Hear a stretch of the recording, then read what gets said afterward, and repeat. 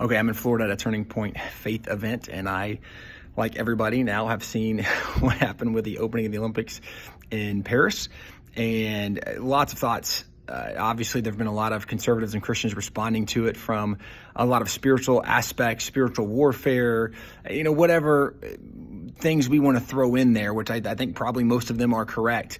I think one of the interesting things, though, as I was thinking about it, it reminded me of when back in the American Revolution, when John Adams was a diplomat over to Paris, he took his 11-year-old son, John Quincy Adams, with him. And there's this great letter from Abigail Adams on June 10th, 1778 to John Quincy Adams, where she's encouraging him, reminding him that, hey, when you go to France, they have a different set of values than we do, and you need to be careful. Don't let their values influence you. Don't forget your foundation. And she challenged him to remember the religious and moral foundation he had in the education and the framework of America. Now, the reason that matters is shortly after that, over in France, they go through the French Revolution.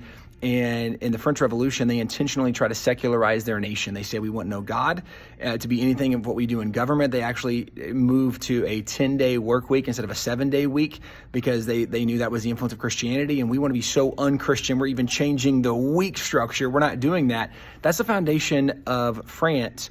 And if you look for the last couple hundred years, obviously there's been some good people in France, and I'm not trying to be disparaging of the entire French culture. However, it's just interesting when you remove a moral foundation and then you try to have a society function without a absolute set of moral values.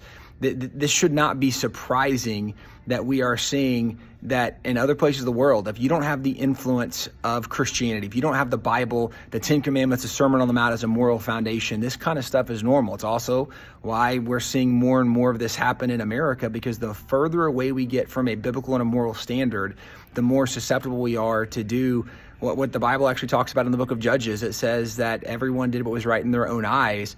Of course, a standard of subjective morality will never work in the long term. It's never going to work for the future success of a nation. But it just did remind me of, even all the way back to Abigail Adams writing John Quincy Adams saying, hey, be careful when you're in France. Don't let their values affect you in your life. And that might be good advice for us today.